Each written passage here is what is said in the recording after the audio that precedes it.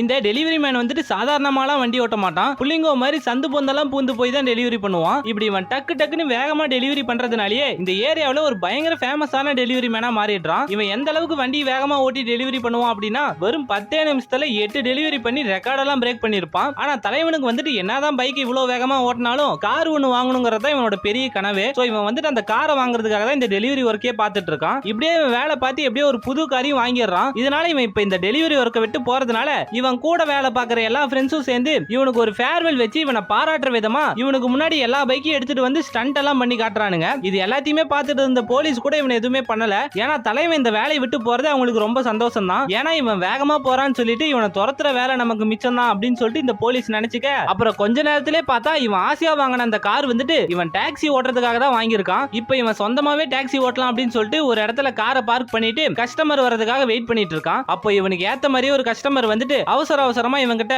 இங்க பாருப்பா நான் 20 நிமிஷத்துல ஏர்போர்ட் போயே ஆகணும், சோ தயவு செஞ்சு வேகமா போ அப்படின்னு சொல்லிட்டு நிறைய பணத்தை கொடுக்க இத கேட்டவன் இதுக்காக தான் நான் காத்துன்னு இருந்தேன் இப்ப பாருங்க அப்படின்னு சொல்லிட்டு காருக்குள்ள இருக்க ஒரு சில பட்டனெல்லாம் அழுத்தின உடனே அந்த கார் வந்துட்டு ஒரு ரேஸ் கார் மாதிரி மாறிடுது. இப்போ டக்குன்னு கீரை போட்டு அங்க இருந்து கிளம்பி வேகமா ஓட்டிக்கிட்டு சந்து பொந்தெல்லாம் பூந்து வேகமா போக ஆரம்பிச்சிடறான். இப்படி இவன் வேகமா போறதுனால அங்க இருக்க போலீஸு கூட இவன் போறது தெரியல. இதனால முன்னாடி இருக்க போலீஸ் கிட்ட எப்பா ஏதோ ஒண்ணு வெள்ளையா வருது அது என்னன்னு கொஞ்சம் பாரு அப்படின்ற மாதிரி தான் சொல்றாரு. சோ இப்படியே இவன் ரொம்பவும் வேகமா போறதுனாலே ஸ்பீட மெஷர் பண்ற ரேடார் மிஷின் கூட இவன் போற வேகத்துல கீழே விழுந்துருது. இப்படியே இவன் வேகமா போயிட்டு இருக்கும்போது அப்ப முன்னாடி ஒருத்தன் ஒரு சூப்பர் பைக்ல வேகமா போயிட்டு இருக்கான். அவ்வளவுதான் இப்ப இத பார்த்த உடனே தலைவன் வந்துட்டு அந்த பைக்கை சேஸ் பண்ணிட்டு போக ஆரம்பிச்சிடறான். இத அவன் பார்த்துட்டு என்னடா டாக்ஸி எல்லாம் நம்மள ஓவர்டேக் பண்ணுது அப்படின்னு சொல்லிட்டு அவன் ஒரு பக்கம் பயங்கர கடுப்பாயிடுறான். இப்படியே இவனும் ரொம்ப வேகமா வந்து அந்த கஸ்டமர் கேட்ட மாதிரியே வெறும் 14 நிமிஷத்துல ஏர்போர்ட்டுக்கு கூட்டு வந்துட்டு சார் நீங்க கேட்ட இடத்துக்கு வந்தாச்சு அப்படின்னு சொல்லிட்டு அவரை திரும்பி பார்த்தா அவர் வந்துட்டு வேர்த்து வெடவெடுத்து போய் உட்காந்துட்டு இருக்காரு. யாரா நீ இவ்ளோ டேலண்டடா இருக்க அப்படின்னு சொல்லிக்கிட்டே கீழே இறங்கி போறாரு. பாவம் அந்த மனுஷனுக்கே வந்த வேகத்துல ஃபுல்லா கிருகிருன்னு வந்து கேர் ஆயிடுறாரு.